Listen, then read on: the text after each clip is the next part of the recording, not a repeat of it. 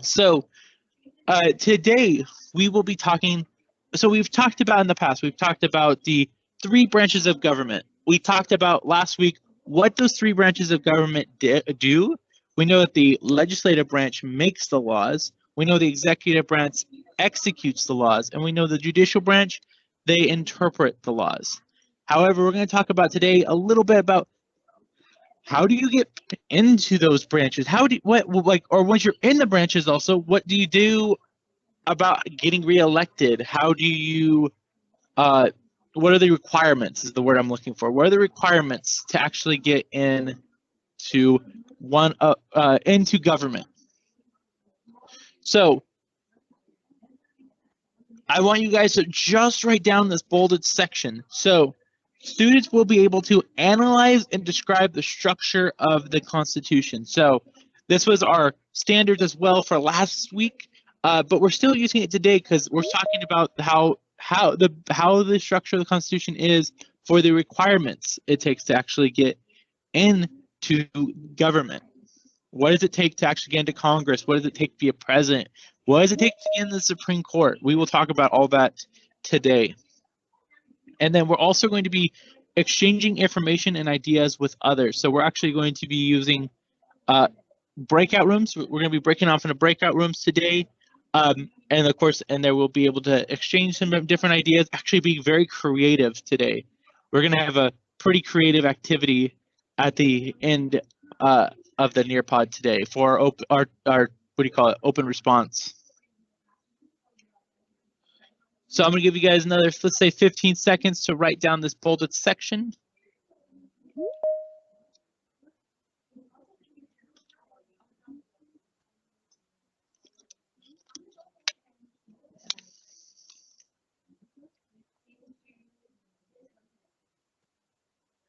Okay, and remember guys, if you guys ever need more time, you're like, hey, look, I didn't get that written down, or I have another question or anything like that, you can always unmute your mic or you can type in chat real fast as well.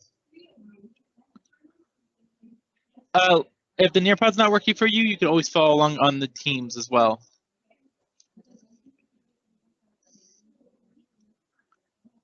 Okay. So term, I'm gonna pick someone at random. And I'm gonna pick Sophia. Sophia, can you read term for us?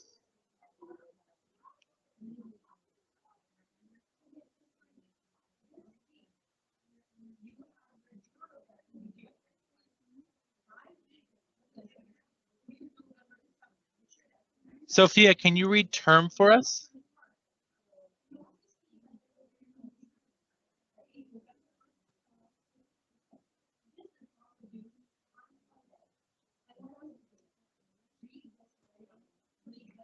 Okay, guys, make sure if you guys can't read or anything like that, please let me know. That way I know you're still following along.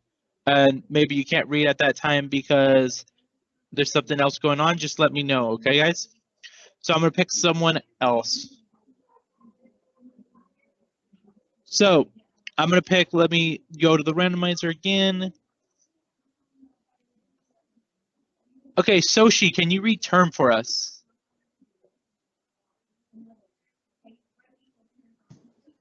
The amount of time that a person spends in office. Thank you so much, Soshi. So yes, the amount of time that a person spends in office. So we're going to talk about, you're going to hear me say many times today, you're going to keep hearing me say term. You're going to hear me say term limit, 2-year term, 4-year term, 6-year term. Just know that term is the amount of time that a person's going to spend in office. So a good example of that is you guys would be spending in 8th grade, you guys would be spending a 1-year term. That's how long you guys are spending in 8th grade. So just know term is the amount of time that a person spends in office. I'm going to give you guys another, let's go 15 seconds to write this down.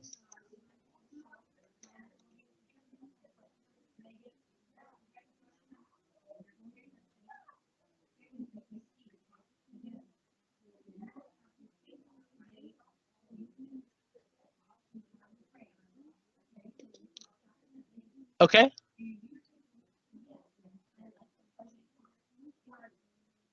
Okay, judicial review. And I'm going to pick someone at random again to read judicial review for us.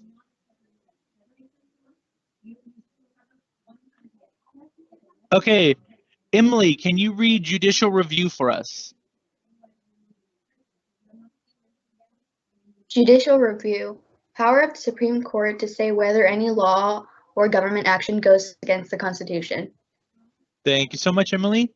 So yes, so judicial review is actually a power given to the Supreme Court in the Constitution. So what judicial review is basically this idea that the Supreme Court can look at any bill and say, that's not constitutional, and they can get rid of it. They can just eliminate that bill, eliminate that law right away. And so, for instance, let's say Congress comes up with this idea to ban, they're going to go back to this idea of Cheez-Its. If they ban Cheez-Its across the United States, and the president's like, you know what, I don't like Cheez-Its either, and signs it, well, Supreme Court can look at that bill and say, whoa, whoa, whoa, whoa, whoa, whoa. This bill is not constitutional, or this law is not constitutional. And the Supreme Court can look at it and say, you know what?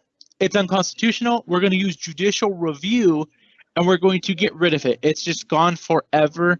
They're going to just eliminate it. And so that is what judicial review is this idea that, hey, look, if a law, if it doesn't necessarily go, if it's against the Constitution, the Supreme Court has the ability to just say, nope, let's get rid of it. And that could, of course, happen if a state also does that. They can also say a state law is unconstitutional as well. So I'm going to give you guys another 20 seconds to write this down.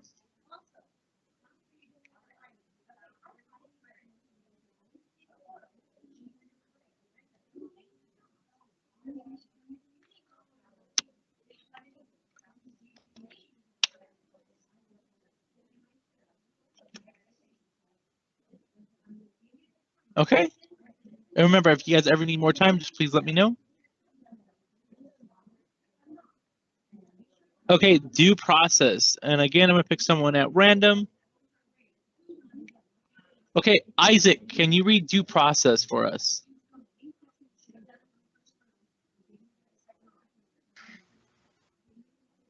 The rules that government must observe before depriving a person of life, liberty, or property. Thank you so much, Isaac. So yes, so due process. So you guys may have heard of due process of law before. You might be thinking, well, where did I hear it from?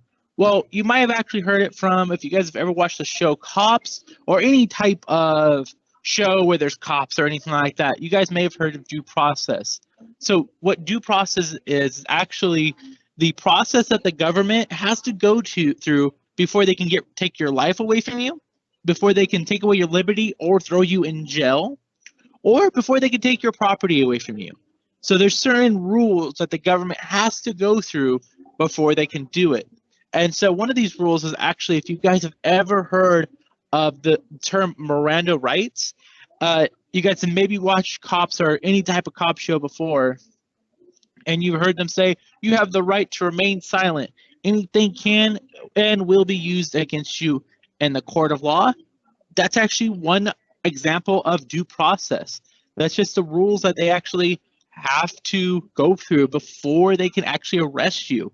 Because if they don't read you your Miranda rights before they arrest you, you actually can't be arrested. You can be released, and you won't be going to trial. And so another idea of due process is the idea that, hey, when you go to court, you have the ability to have a fair trial, meaning that the judge isn't just trying to throw you in jail from the very beginning you get there, and you also have the ability to have a actual jury of your peers, of all of your friends there as well with you. So those are a few examples of due process.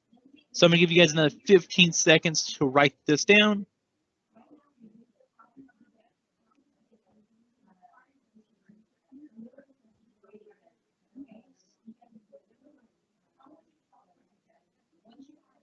Okay.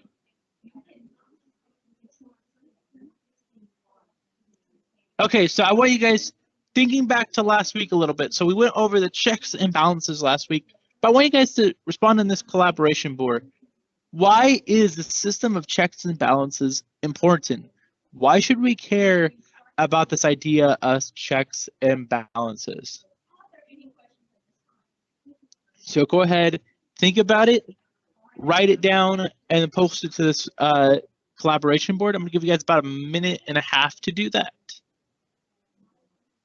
So the first one, so a specific branch of government does not get too powerful, okay.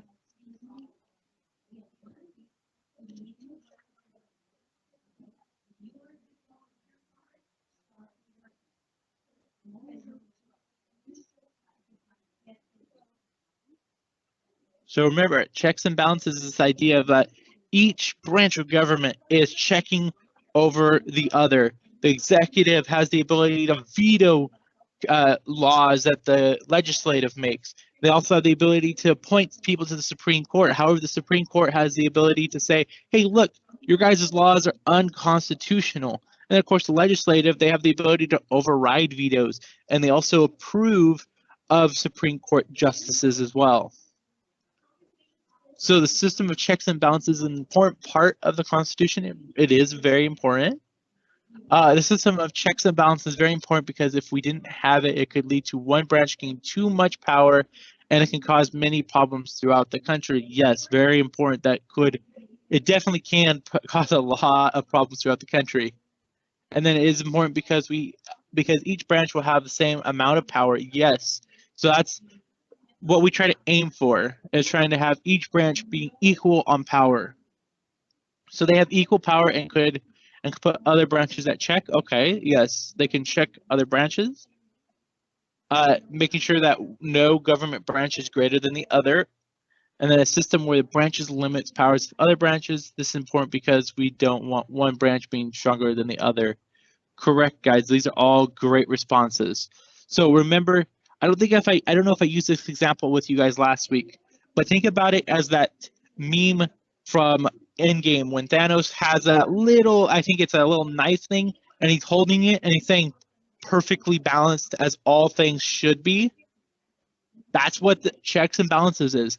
Everything should be balanced. The power is 33%, 33%, 33%.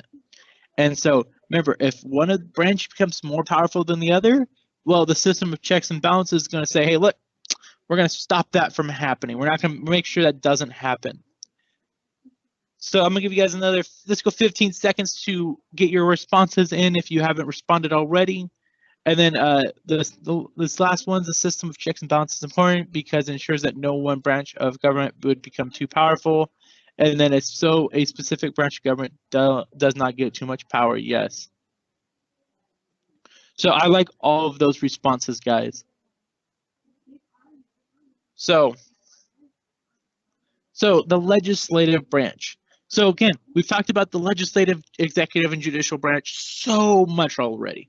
We've talked about what they have done, what they do, and of course the checks and balances they have as well. However, we're going to talk about today, what are the requirements to even become part of one of these branches? So in the legislative branch, of course, we have two houses. The first house is the House of Representatives. So to get into the House of Representatives, you actually have to be 25 years old. So that means no one on this call, including myself, can even be in the House of Representatives yet. So we can't even run to be a representative for the House of Representatives. And the second one is they serve 2-year terms. So what this means is like, hey, look, every House of Representative member that was elected last year in 2020, well, guess what? They have to run again in 2022. And if they win that, they have to run again in 2024. So they are constantly trying to get reelected. These House of Representative members are, when they get into the House of Representatives, they're like, hey, look, let's go. They try to hit the ground rolling. They have to try to pass whatever they want to pass as fast as possible. If they want a law that's made, well, guess what? They need to go right away. They need to get going and make sure that they don't waste any time. And so that's the importance of those 2-year terms is like, hey, look, make sure that they don't like sit around doing nothing for a little bit. Then there also are 435 representatives right now. So remember, since the House of Representatives is based off of population, that means that there actually are a lot more representatives than there are people in the Senate.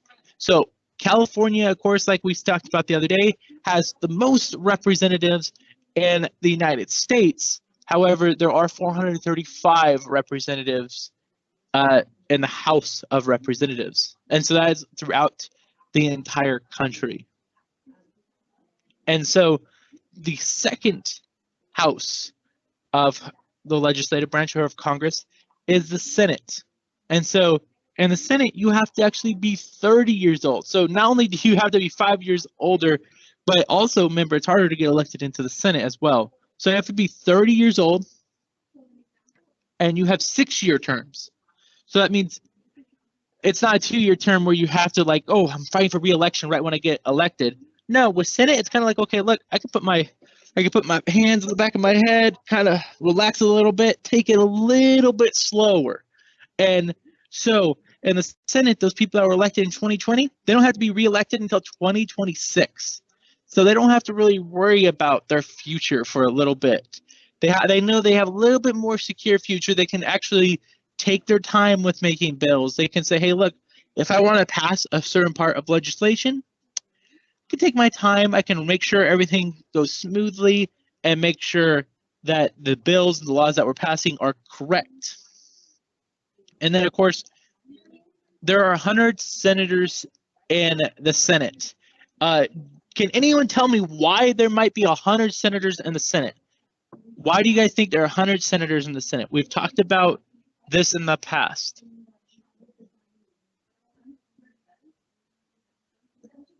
So go ahead, anyone can answer. Why are there 100 senators in the Senate?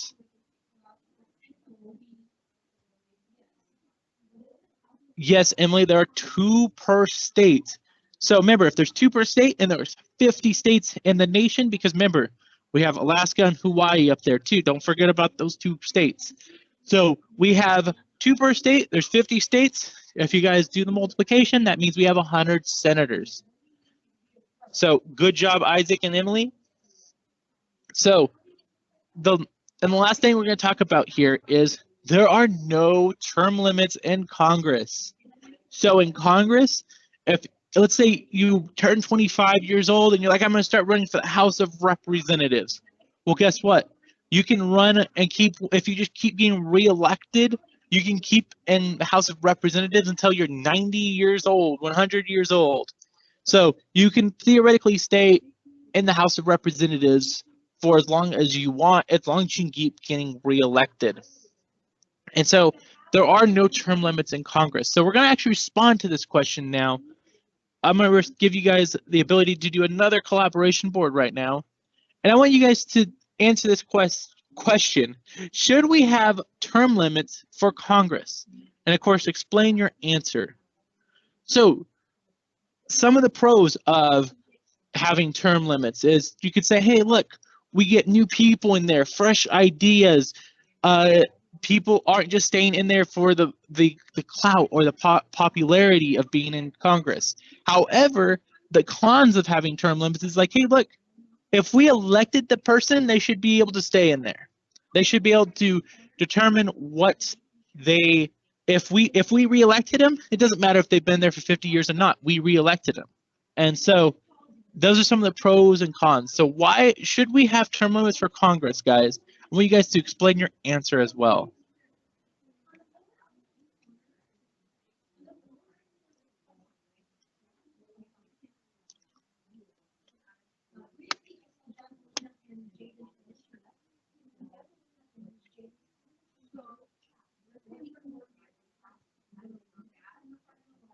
So remember, some pros of having term limits, it's like, hey, look, we don't get the same people over and over again. We get some fresh ideas. However, the cons are like, hey, look, if someone is really good at their job, well, they can only be in like office for a certain amount of time. They can't be in there for a very long time.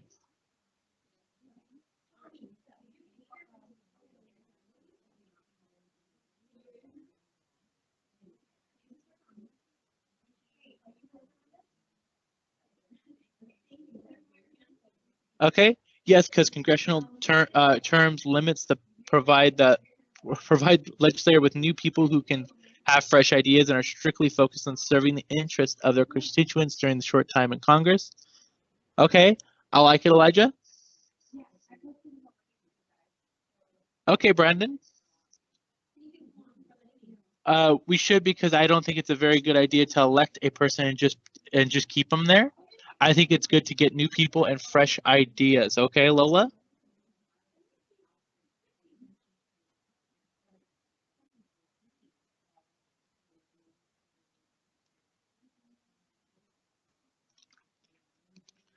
So I'm gonna give you guys another 20 seconds or so just to get your guys' answers in there. Remember, just get your honest opinions in there, guys. You guys don't have to necessarily be experts on this as well. Okay, I think that there should be term limits for Congress, because if there are new people and they get new ideas. Okay. So yes, so this is something very important that we're gonna talk about being creative a little bit today as well. We're gonna come up with some creative ideas of our own. But this is actually a good thing. Like, hey, look, this idea that we need people to come up with new ideas and come up with this idea that, hey, maybe we can come up with something new if we have new people in there. And then the last one, I think we should have term limits because new people give new ideas and we'll be able to help more. Okay, yes, I like all your guys' answers. So go ahead and go back over to the Nearpod.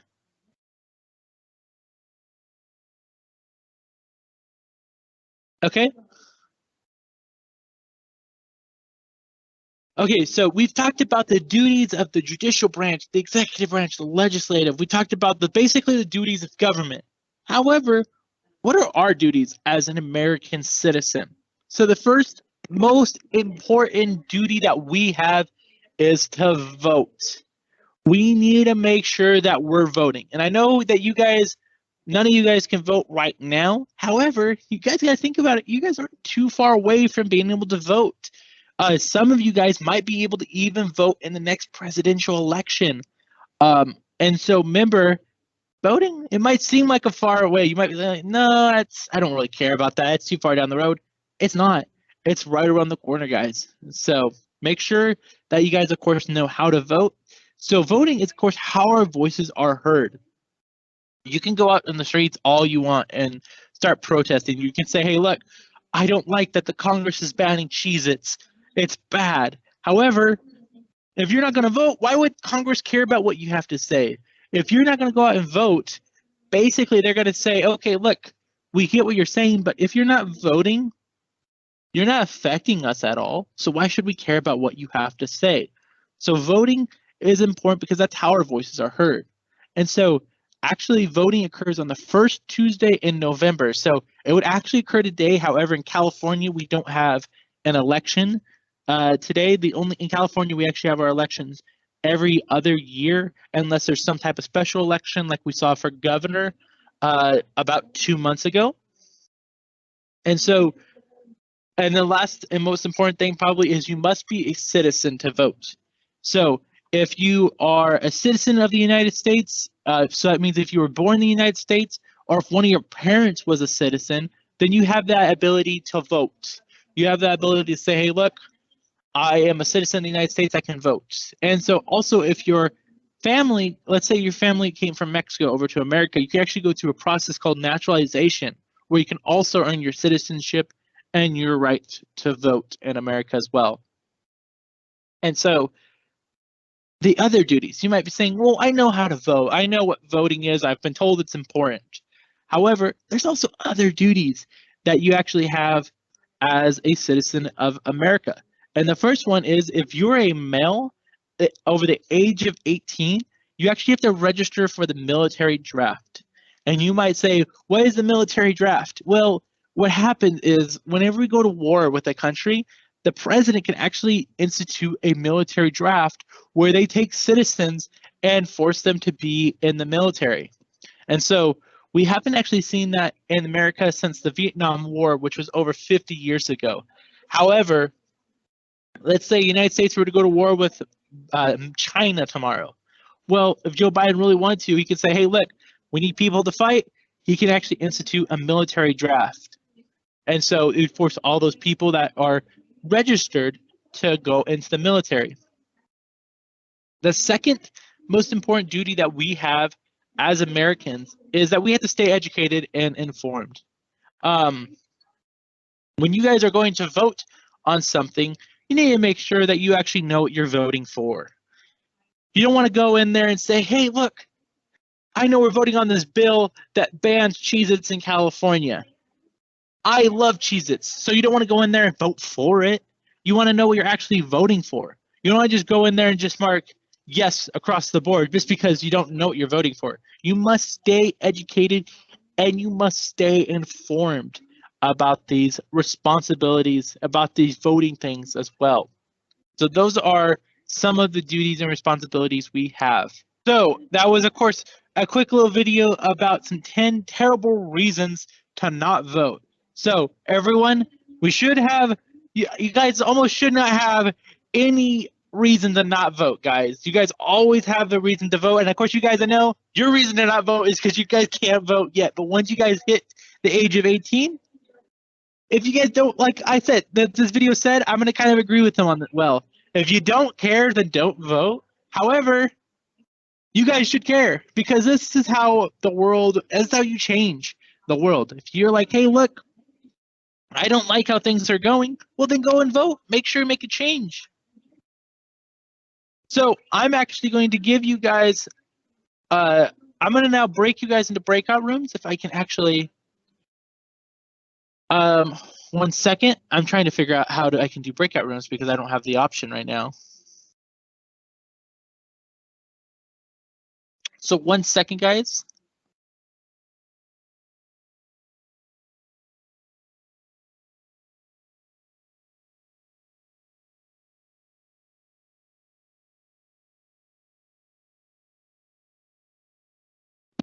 So it looks like I don't have the ability to do breakout rooms.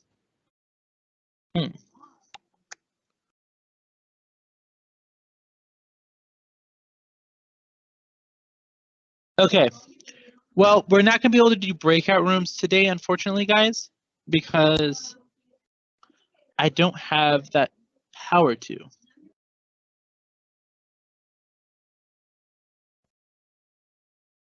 One second, guys. Let me see if I have that ability to.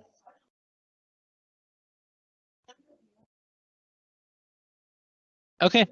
Well, it looks like I don't have ability to do breakout rooms, so we can't do that today, but we will still complete this activity on our own. So we're going to be completing this activity on our own, guys. So in the open response question, so as just by yourself, I want you to come up with 3 creative ways that you can get people to vote. So try to be creative and remember to talk amongst, well, I mean, you can't talk amongst your group members because we don't have that, but if you guys actually want to, you can actually even put down some of your ideas in chat. If you're like, hey, look, I want other people to see this idea as well, go ahead and put it in chat. That way, if you guys want to, you guys talk amongst yourself in the chat as well. Since you guys don't have group members, you guys can just put your ideas in the chat if you guys want to as well. But make sure you guys, of course, put on the Nearpod 3 creative ideas of how you can actually get people to remember to vote. Some important examples of this is actually free food. So you can say like, hey, look, if you go and vote, I'll give you a free food. Or you can see commercials. There's actually commercials out there that are constantly reminding people how to vote. And then advertisements. We've seen advertisement and giveaways and stuff like that. For instance, if you guys do follow along on TikTok or YouTube at all, you actually know this guy named David Dobrik last year actually gave away a free Tesla just for voting. He didn't ask for you to vote a certain way at all. He just said, hey, go out and vote, and I'm going to give you a free Tesla. And so these are some of the good ideas. So I'm going to give you guys about 10 and a half more minutes left. Once you guys have completed it, you guys can take a little bit of a break. However, try to come up with 3 creative ways that you can get people to vote. And remember to answer it in 3 complete sentences as well.